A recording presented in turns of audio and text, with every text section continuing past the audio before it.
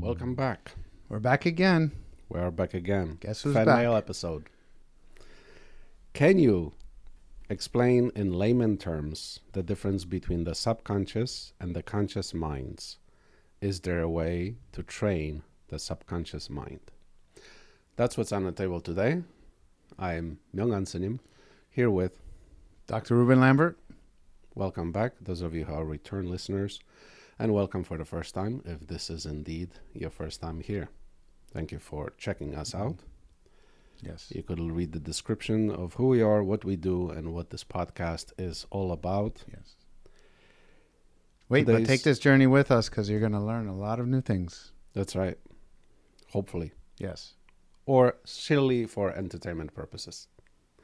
So, fan mail, this is our second episode of fan mail. Wow, exciting. It's nice to see the audience participate in the things that we're saying here. It is. We really appreciate your feedback That's your support, of course. Yeah.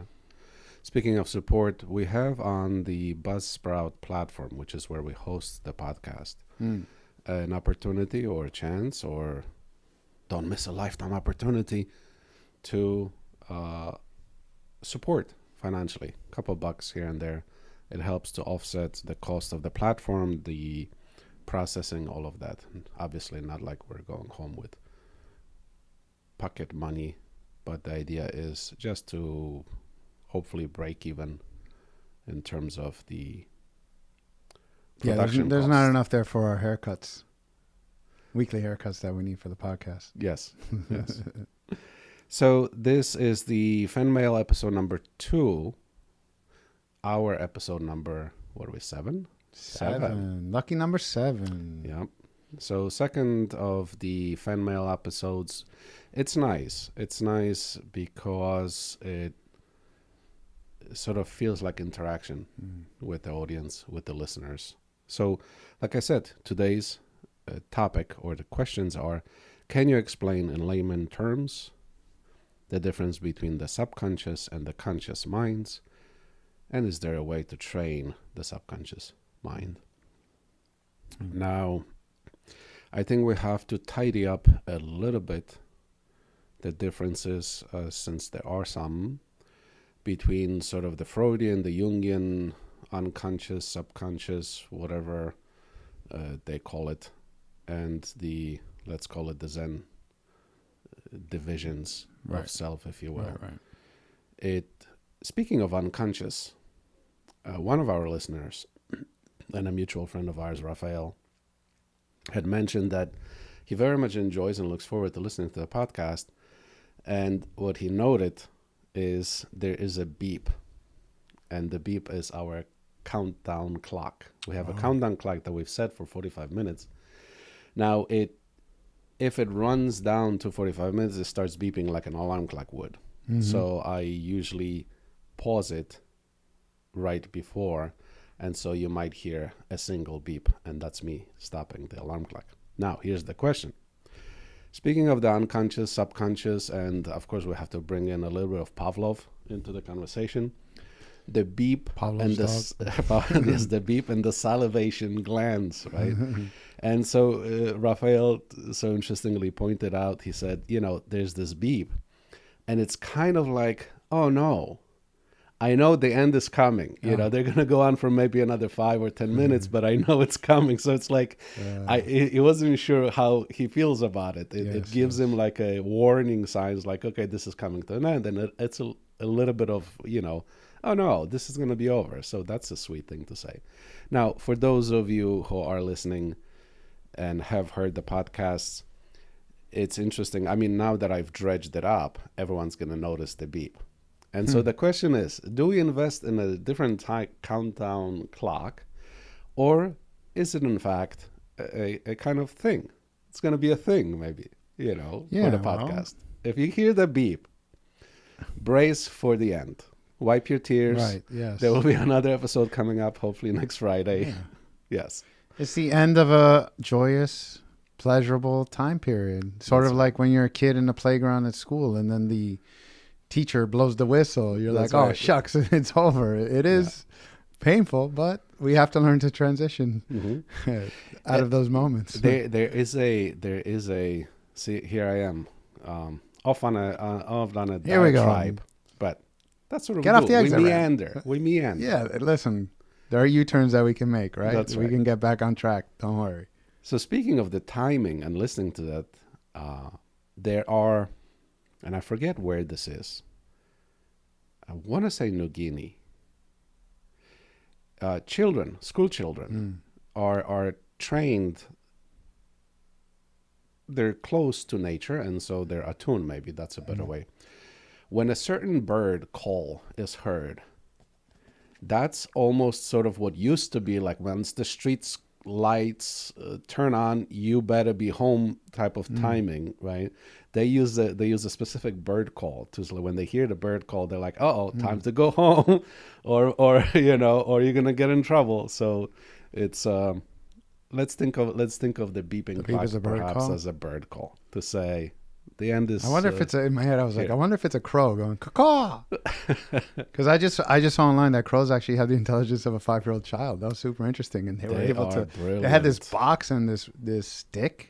There was food inside the box, and they had to learn to create a hook at the end of the stick. Make tools and problem solving. They made tools and things like that. And then the other thing, too, that was very interesting is that they have a good memory that they can actually hold a grudge. That's right. So next time you see a crow, don't be careful. Don't piss them off. Don't throw things at it, because they might attack you when you get out of the car one day. That's right. That was very interesting. So yeah, there's something else. Yeah. So beeping. Let's backtrack. Sounds. Beeping sounds. What should we associate the beeping with? Let's do some conditioning right now on the spot. Let's affect the unconscious of the whole public right now. When you hear this beep, ladies and gentlemen. Oh, the podcast you'll smile. Is coming to an end. Oh, you'll smile. But it'll come to an end, but I can't wait for the next podcast. Yes. Beep podcast. Beep podcast. Every beep from here going forward. Every beep that you hear, you'll be thinking of the world through Zen eyes. And you just can't put it down. That's right. When your alarm clock goes off in the morning, let that beep remind you. Yes, one of the masters, if you will, in the Western tradition of the unconscious and dealing with the unconscious, obviously, is Jung. And he famously had said that, until you make your unconscious conscious, it will direct your life and you will call it fate. And it's a good sort of place maybe to jump off because we have, and the audience and you must forgive my ignorance of the Western psychology. I know just, Hold on a minute. Let the record scratch here for a second, because I do want to give an anecdotal story really fast before you go down that route, because this is actually something that I learned. He's going to take away my chance for humility. This is what I learned. Yes, this is what I learned in psychology. Was the father of American psychology was called William James. And famously, he was giving a lecture at some university, and a Buddhist monk walks in the room. Mm-hmm. And what that lecture was known for and infamously written about was that at that moment he said, "You know what? I'm going to take a seat, and you come up here and you give this lecture." So I think it is well known for those in the field of psychology that when it comes to the world of the mind, the Zen masters have been exploring this way before even modern psychology was even a thing. So go ahead. You can humble yourself now, but I just want to make that little note before you do that. Well, for the whole audience to understand. So. Right. So we have the Freudian and the Jungian, obviously, the ideas of the subconscious, and so much has been written.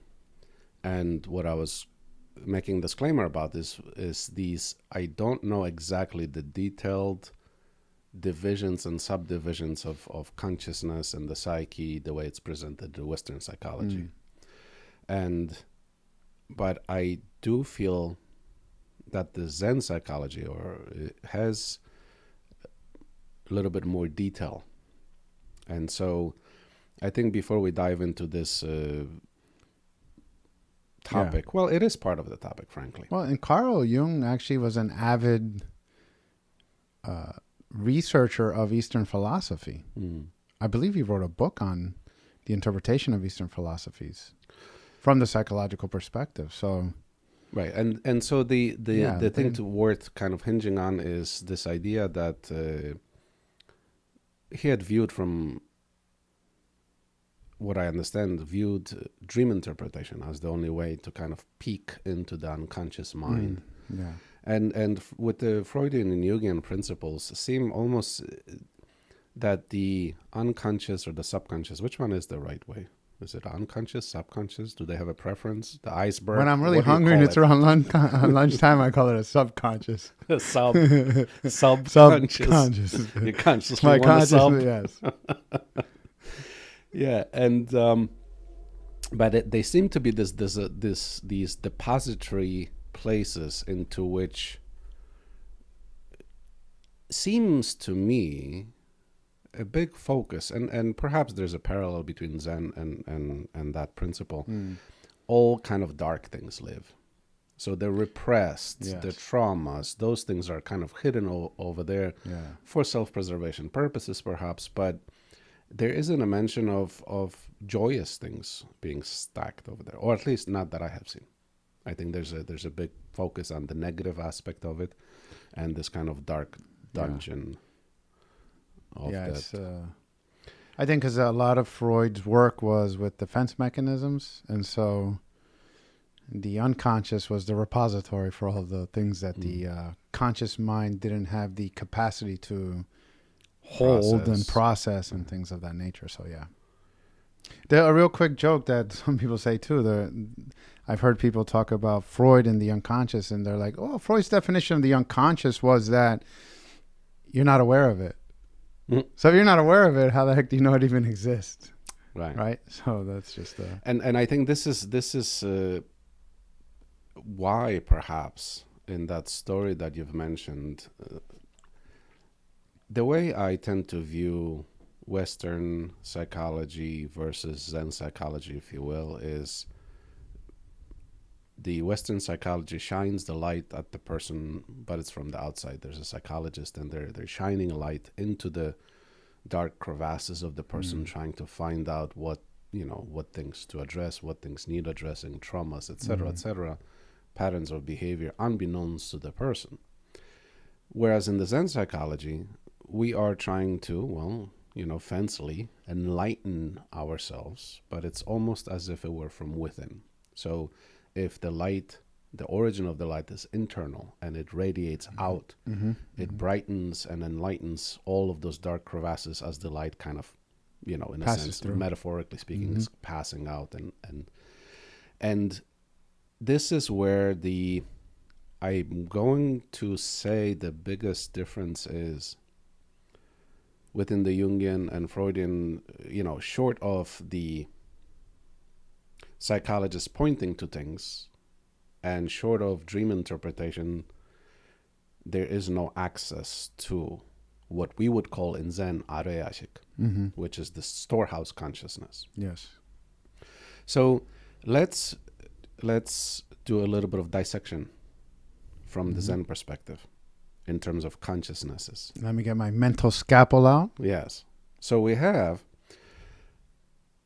let's go down the list and there's some detailed differences when we get into the nitty gritty, but for the sake of a curriculum and for the sake of dissection, for the sake of understanding. That's what the real reasoning is. Why would we even try and tease apart the self in the way that we do? It's not for fun. It's so that we could understand each working gear in a sense and see how the whole thing interacts with one thing with another. So we have I consciousness. And the way that we consider this, we have the organ of the eye itself. We have the object seen. Of course, there's play of light and, the frequency of the light that bounces back. The color is that color that is rejected by the thing which bounces it back, blah, blah, blah. But so we have the organ of the eye. There's the three things. We have the organ of the eye. We have that which is being seen or perceived. And then the intermediary is the consciousness. When those two make contact. Right. So the eye consciousness now is just like a camera. Yes. Right? So in this breakdown, there's no thought associated with it. It just reflects. The into it. lens Right. is like the eye. The lens of a camera is like the eye. The lens purely takes in light. Right, that's the organ. That's the organ. So the eye consciousness takes in information, but it does no processing of the information. Then we have the same thing with the ear consciousness. So we have 1, eye consciousness, 2, ear consciousness, 3, nose consciousness, 4, mouth consciousness, 5, body consciousness. And now we're getting into the more ephemeral, 의식. Number 6 is mind consciousness. Then, so if we look at it this way, the good way perhaps to explain it is, there are cameras, the way that you have your surveillance of your home, and there's a TV screen, and on that TV screen, all of that information is being projected or pulled into. That's your 의식, that's your conscious mind. And then we have number 7. Sitting behind the monitor is that flippant thing we call ego. And it makes judgments. It likes what it sees or hears or tastes, or it doesn't like it, or it feels neutral about it. Right. So this is our basic breakdown, in a sense, of the machinery of data collection, information, this vacuumous, multi-orifice thing that we are. Now, all this data goes somewhere.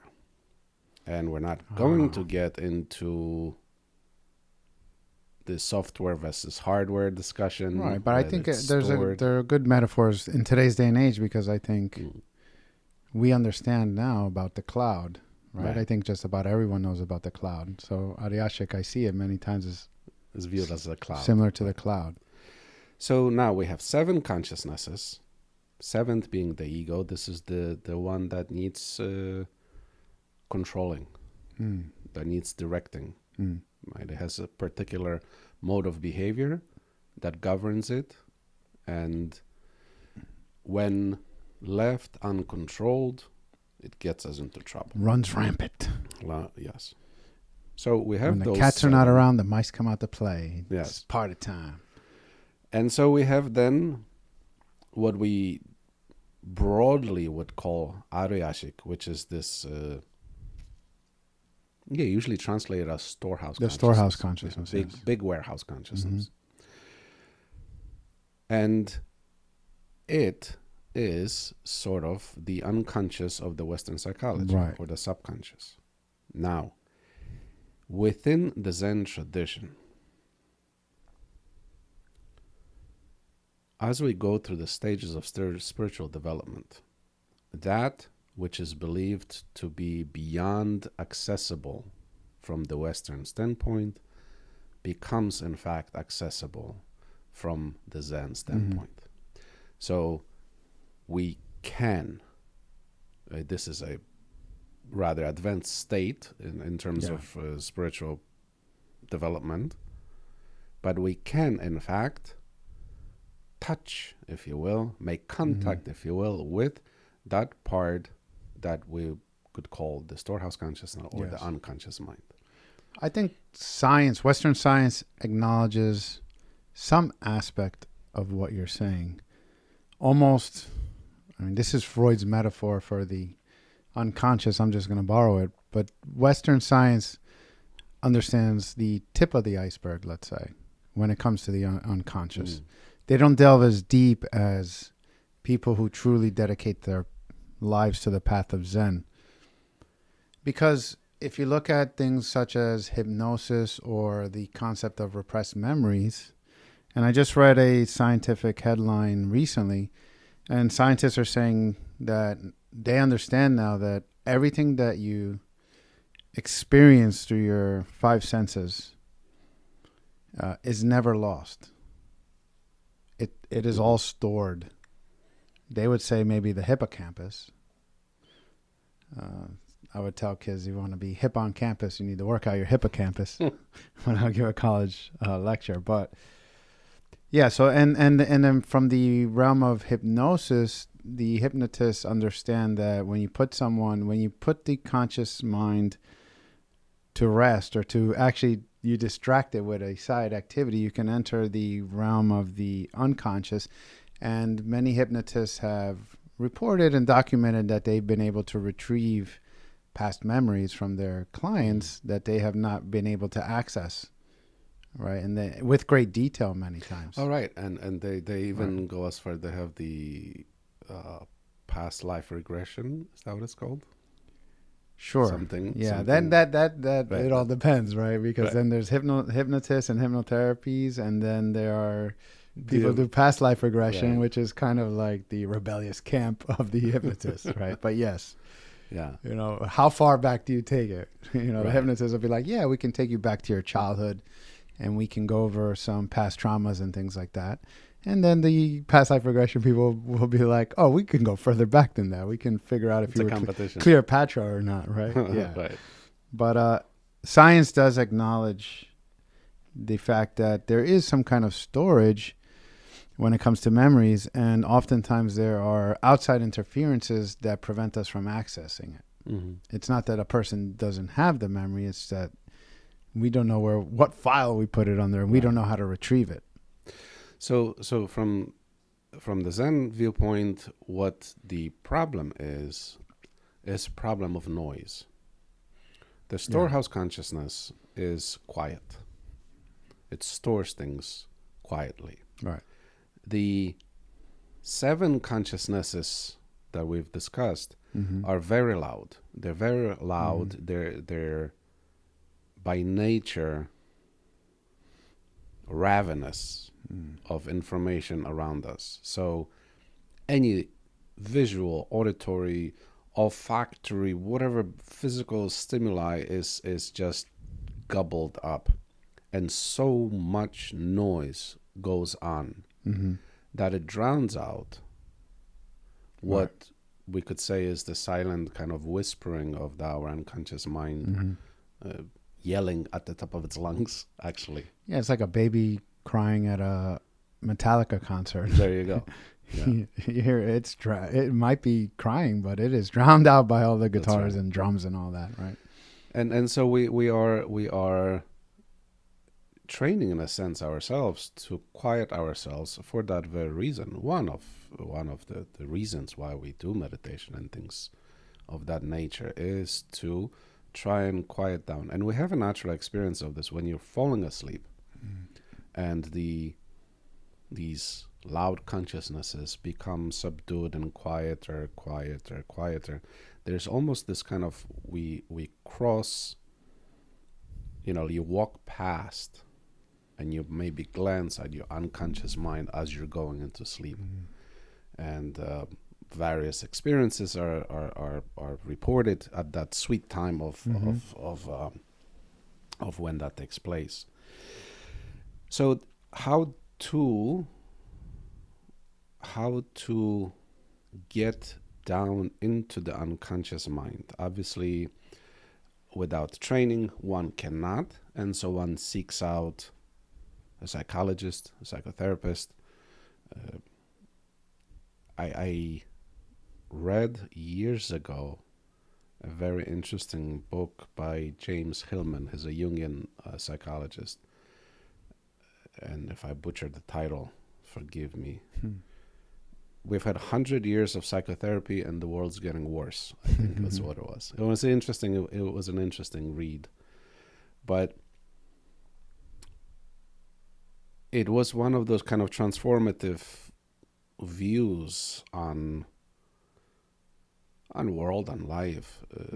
This was like I said, this was a long while ago, but it offers to us when we cannot access our deeper selves, let's call it that, we reach out to others who can, because we have such blind spots. When we're talking, when we're doing these patterns of behavior, patterns of thinking that are,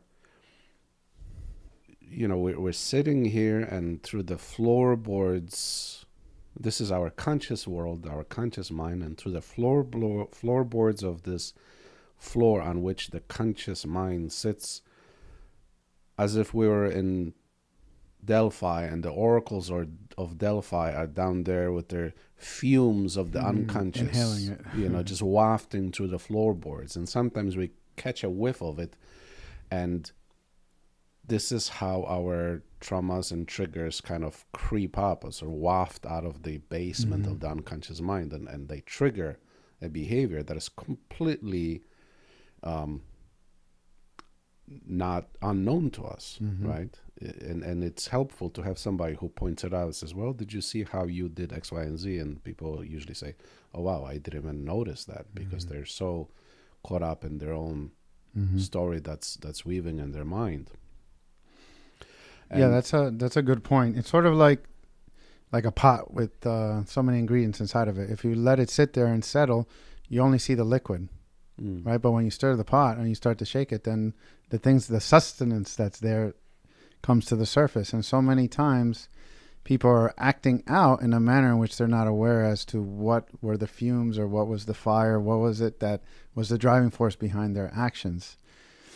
And so some of these therapies are to make you self-aware of, well, what are the things that you're storing in the closet? And there's so many ways in which again, Zen can go very deep, but psychology tries to point out these things, and it's not as deep, but just on a very basic premise. For example, when there's some cognitive dissonance, right, where the things that you're saying doesn't match your body language, let's say, for example, where a person might be completely uncomfortable in a social situation, and then the body is signaling that to the world, right? Their arms are crossed, or their facial expressions are very heavily mitigated, right? They're not showing you all these wide range of eye movements and facial movements. And then you ask a kid or an adult, you're like, hey, how do you feel? You feel comfortable? And they're like, yeah. So the mouth is saying yes, right? But then the body is saying there's that disconnect, right? So then this is where you have to merge those two worlds, the conscious and maybe the deeper level of conscious, to help that person line things up, line their thoughts with their emotions and their actions, and remove that interference. We are that sort of amalgamation of things. We're like this emulsion of all these different consciousnesses, and it's difficult to pick out just where the information is pouring in from. It's sometimes I talk about it in terms of streams pouring into one, and you can't tell which stream, what water, once it pours into one area, you can't tell, oh, this water is from the I consciousness, this water is from nose consciousness, and even more so than this water, this thought, the stream of thought is from fantasizing about the future, or from some repressed past things, etc., etc. Having said that, though, I do think, and this might be maybe controversial, I don't know. I do think that there are certain things that ought not be tended to, or kind of like it's like the sweater that you've been wearing, right? And it's got this hanging string. And if a psychotherapist or a psychologist or somebody, decides to tug on it, there is, I think, a possibility of pulling too much, and you unravel the whole thing. And there is a reason why this compartmentalization happens. There's a reason why our mind works the way it works. It's not, some things are not intended to be dredged up. Sometimes we need to face forward, focus on the forward facing as opposed to the backwards.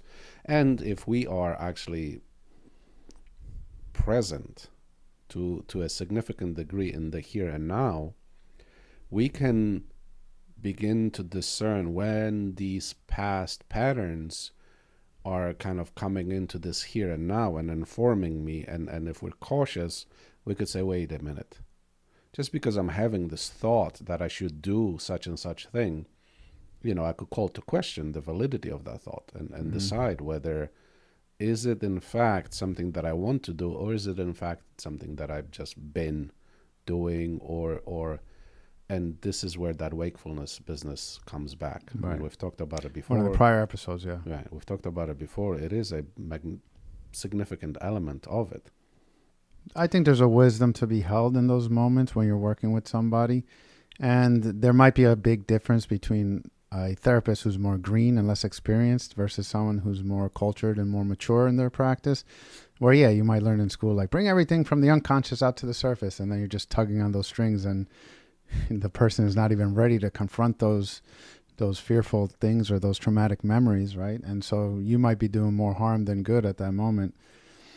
Is there such a thing as re-traumatization in therapy? Anytime you're doing work with people that have PTSD, post-traumatic stress disorder, you always have to prep them and let them know that the lingo is basically you're probably going to feel worse before you feel better, right? Because if you're going to do some experiential therapy, exposure therapy, which is basically confronting your fears, naturally, if you have a fear association with, let's say, loud noises or snakes, and you're going to show them a snake, right? And the basic premise is you want to reverse the conditioning, right? You want them to be exposed to that snake and have no harm come to them so they can break that chain, that link between snakes will harm me. Now there's going to be new information that's going to be engraved in the brain where it's like, okay, for the past 20 minutes, I've stared at the snake and nothing has happened. So I can now move on and feel as though, well, maybe it is safe to be around the snake. Maybe it's not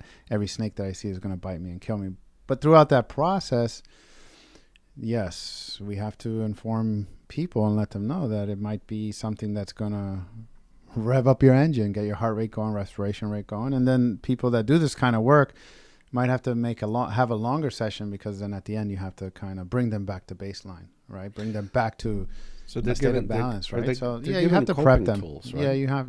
That's the first thing. So, again, this is a Zen meditation techniques, breathing techniques, right? Those we have somatic therapies, where you use your body to trigger a kind of to circumvent, if you will, almost a nervous system response, we do so much Zen work in terms of meditation and breathing exercise and things of that nature. When you consider the fundamental Buddhist teachings of the Four Noble Truths, life is, filled with suffering. Suffering is from the time of birth to the time of death, and death is not an escape, for we're reborn over and over again, and it's caused by X, Y, and Z. It's pretty pessimistic, and when we look at this reality, we need meditation practice. The meditation practice is the coping mechanism for coping with the realities of life. If we are going to face the truth of what life is, not our imagined fairy tale. And this isn't to say that there isn't joy and beauty in life. Right. It appears pessimistic, but it's things that have been avoided and things we don't like to think about, and so what we are living in is a constant state of perpetuating of our ignorance and deception and self-deception and delusion, etc. So meditation practices are kind of, it's the exposure therapy of life. Yeah, there's really your is. crisis, there's your trauma. Delving right into the heart of things, yes. Things are going to happen. Here is your coping mechanism. Here's your coping technique. You do your breathing, you do your meditation, you do things, and then when life happens, use them. And frequently what happens is people come to meditation and they sit down and they kind of misunderstand, maybe that point needs to be pointed out, is your meditation practice is not so much, depending on the level, but not so much for your time on the cushion, but as more so for the time off the cushion. When life presents its hardships, when there's difficulties, that's when you cash in your meditation practice. 100%. I have a poem. Ooh, I love poems.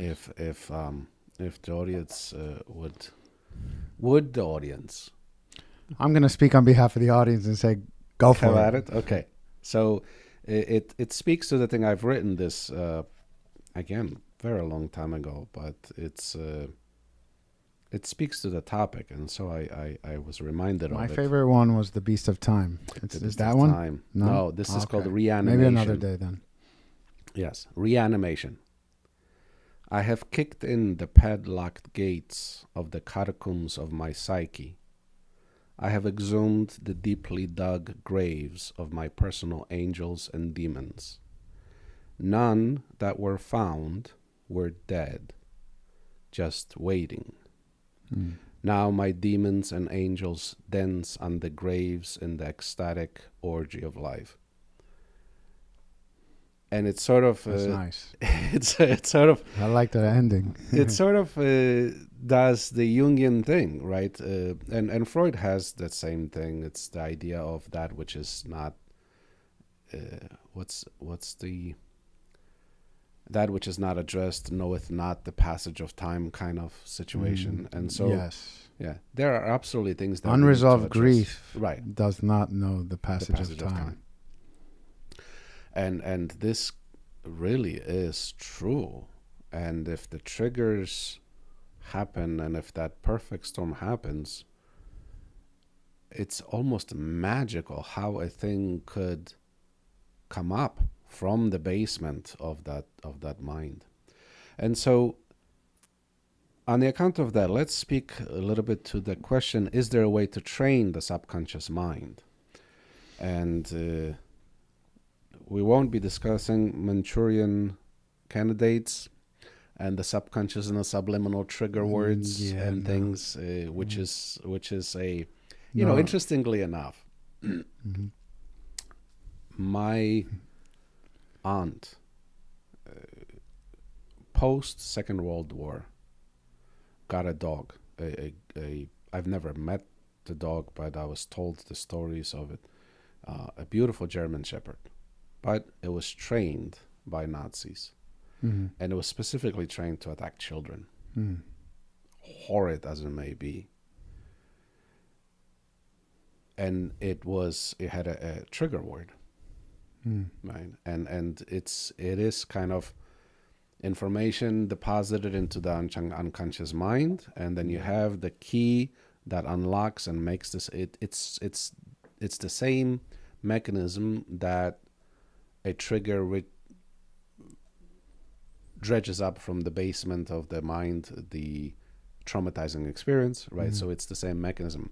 So we know that this principle of training the subconscious, if you will, and we're going to get into that in a bit, is and has been exploited.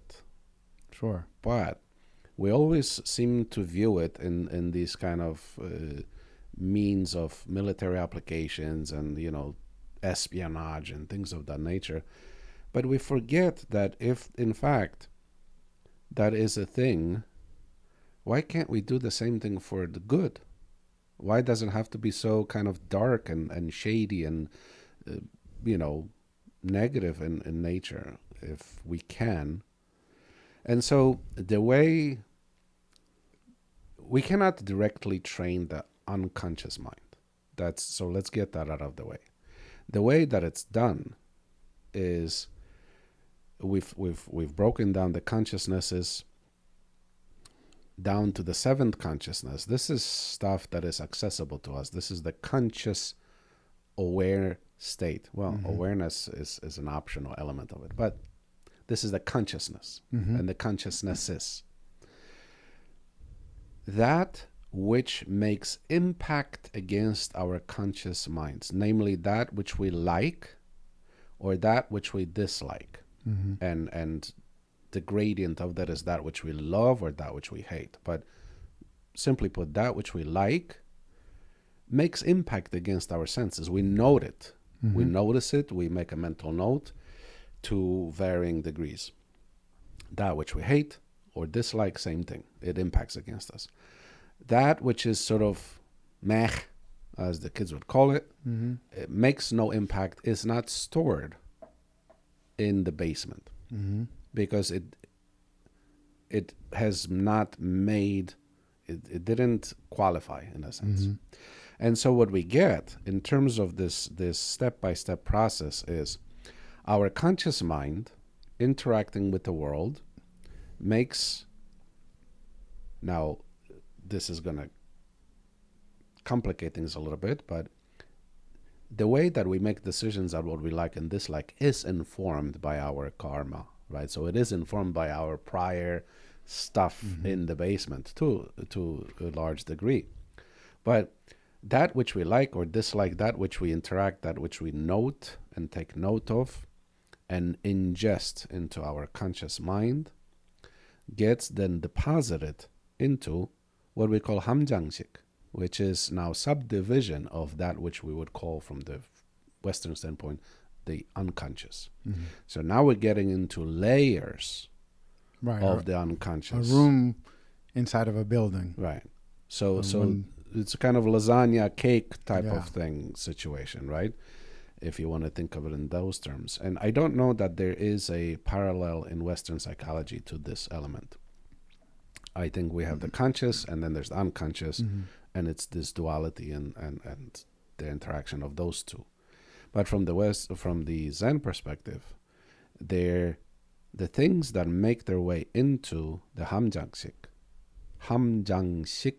then deposits further deeper into muishik, right? So these terms are not of any really importance, because they're still, sometimes they go by different names, so chamjo ishik, etc., etc. But the point is that there are layers, and we have, so the way to train your subconscious, as the listener kind of said, is there a way to train the subconscious mind? The answer is not directly. So how then do we, in fact, train the subconscious mind, if you will? Well, the things that we do, like I said, are deposited into this first sublayer. The way that we really drive it down deep into the subconscious mind is by repetition. I can see if the action or the skill in which you want to get deeper into your basement, let's say, or into your unconscious was like a nail, then I'd say repetition is the hammering of that nail, getting it deeper and deeper and deeper in there. Yeah. So yeah. So that is the way that we drive it deeper into the unconscious mind, via repetition. This is the way to train the unconscious mind. We train it into the point of what we then call a habit, the habitual behaviors, etc., etc. Those can be trained by repetition. And so now we have this interaction of conscious mind making the conscious effort and the conscious decision to want to somehow train ourselves, alter maybe our perspective, whatever it may be. What do? You then have to create for yourself what perhaps a psychologist would call a therapeutic goal, or therapeutic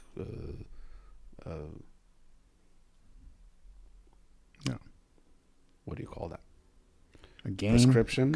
Yes, prescription. And so if you want to train your subconscious, as the question is, this is what you do. You make a plan, and that plan...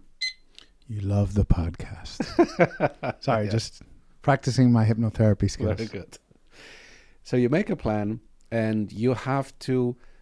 we know these certain things. In Zen, we have these numbers, when you pray or whatever, 3, 7, right, 21. And psychology talks about 21 days needed to...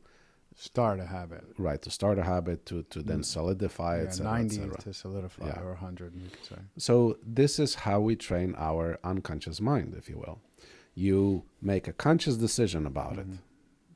There's no training the unconscious mind directly. It's unconscious. Right. So the doorway is your... you start with your conscious mind. You make the decision.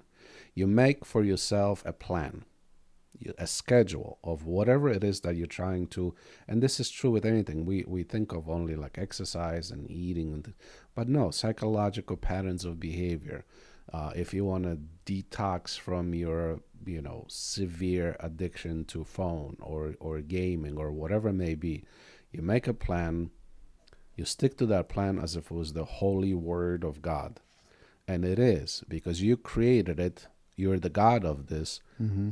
And we've talked about this in prior episode. The need for, when we talked about self-love, I believe I had mentioned respecting oneself. You respect yourself in a way that, if we think of our teachers or our, the disciple master relationship, or our schools or our parents, you respect them, and so you adhere to their directions out of respect. Hopefully it's not out of fear. Right. And respect and fear are different, frequently confused, but so you honor that, you respect their willingness and their direction to improve your life, whatever. And it's in the same way when you make yourself a plan and you make yourself a goal, you respect it the way you would respect it from whatever highest authority in your life that you can imagine there be. That's why we say the schedule becomes your master, right, or your teacher. Yes. Right. Yeah. And so you do that, you implement it, and it seeps the way that you kind of water plants. You water the soil. This is the conscious mind. The water seeps down into the soil, but then gets uptake by the root system, and then it pumps up into the crown, into the rest of the tree or the plant or whatever it is. And so then it becomes kind of it comes out in a sense. And this is the pattern of transforming our unconscious mind. Same thing. You consciously water it. You let for that water to seep in, get absorbed by the roots of the unconscious mind, and then that comes up as it does. This osmosis kind of pumping of the water from the root system up into the crown is what happens to us on a day-to-day basis anyway. This is how we are informed by the unconscious mind. Yes. Unbeknownst to us, but we are. It governs us, but we are. And then, as Jung said, you call it fate, you call it whatever, but it's whether there's self-justification that takes place or just complete ignorance of why. And we see this all the time with children, but we see this with adults. Oh, you shouldn't do it. I know I shouldn't do it. Why did you do it? I don't know. They don't know why. I did it, but I don't know why. And when we understand the dynamics, when we understand these principles, it's helpful, because now we can know, oh, did you do it? Yes. Why? I wasn't aware of it. And that absence of awareness allowed for these things that dredged up maybe to inform my actions, to inform my thinking, to inform my perspective. But I wasn't awake sufficiently enough to catch it as a sort of almost an invasion of my intention. So yes. And then that prevents you, then this links back to a prior podcast, from being able to create headspace because you didn't catch it. So you cannot cleave the connection, the old tether that bound you to a reaction that was fueled by past experiences. Now you can't see it and cleave it and then formulate a different direction or a different pathway to go in. Yeah, so we call that 고정관념. Yeah, 고정관념, like this kind of stuckness in a paradigm and a perspective and a way of thinking. And again, we could do this as a self-exercise. We have to be cautious in selecting from the library of past experiences as an informant of what the action right now is going to be.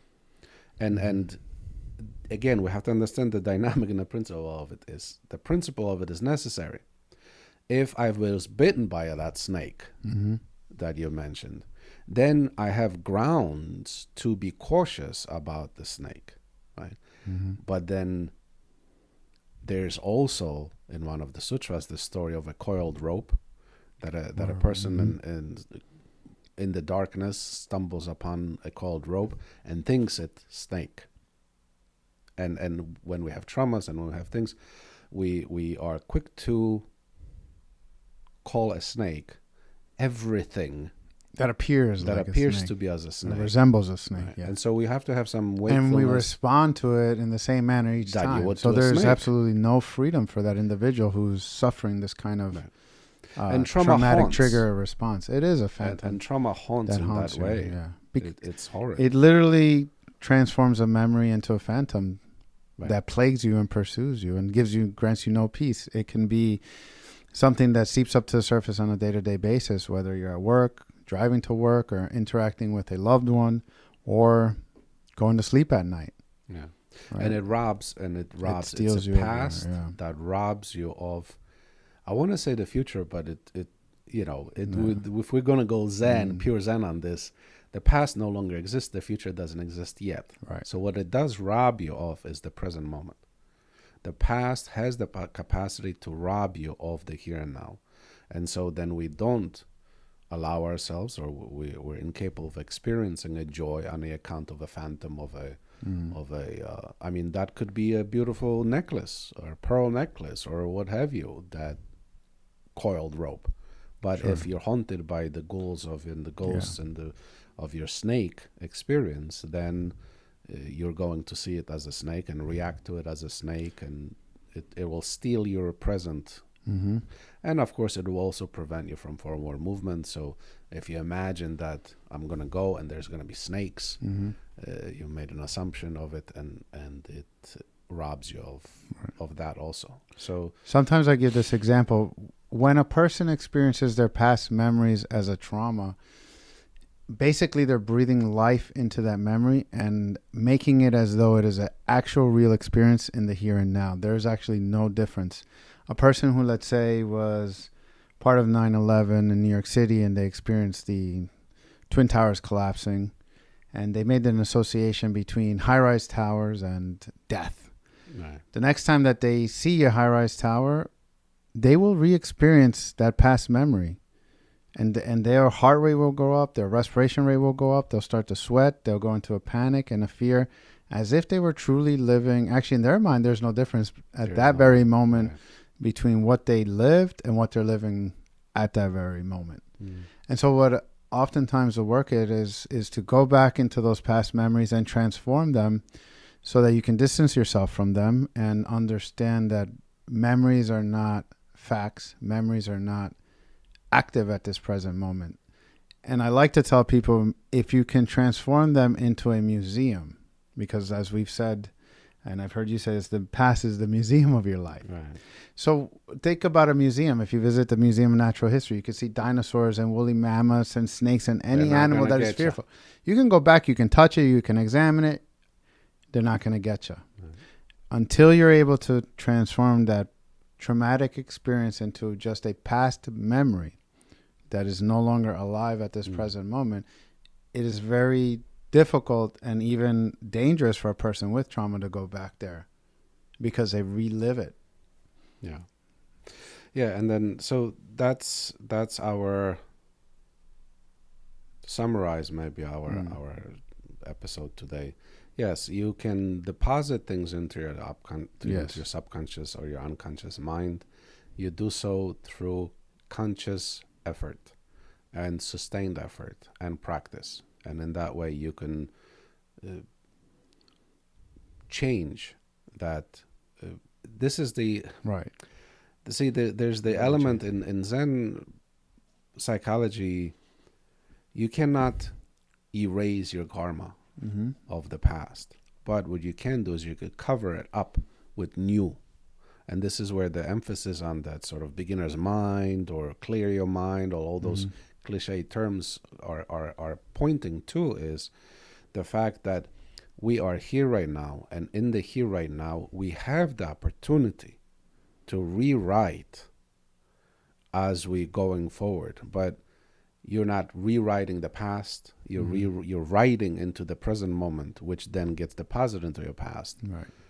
As opposed to sort of this rowing, like the rowboat idea, right? You're looking backwards, you're rowing to propel yourself forwards, but you can't see where you're going, kind of thing. Get a kayak. You could turn it around. You could look forward. and not necessarily because forward is the momentum of life. This is the Yes. stream flows forward. And of course, there's a balance. There's so much more that we could talk about, so many nuanced elements of this topic that I hope our audience understands that we could only get so much done, even though the beep already has gone. Yeah. So thank you, those of you who are listening. Thank you, those of you who are suggesting these topics. It, in fact, makes our life easier in a sense. We don't have to come up with a topic, and again, there's a sense of interaction almost. I don't know who this particular listener is that presented this question. We thank you for it. We hope that we were able to shed some light on it. Sometimes our perspectives are going to vary differently, not necessarily that Musang Sunim, Dr. Lambert is a Dr. Lambert, but is also Musang Sunim. And so sometimes I push him to present a psychological perspective as the doctor from that point of view. Obviously, his understanding, his training is in these two worlds, but we kind of play a Shakespearean thing up here to a certain degree. He speaks from the psychological element, and I speak from the Zen, but there's overlaps, and so the point being is there's always so much more that we could talk about these topics. We thank you for all of them. Until then, take care of yourselves and each other. Thank you. Please subscribe and like. And if you like what you hear, make sure you pass it on to somebody else so that they can enjoy our wonderful podcast also. And you can follow me for more positive information on psychology, wellness, and stress management. You can follow me on Instagram at Wisdom Spring Wellness, or you can find me on YouTube at Wisdom Spring Wellness also. Thank you very much.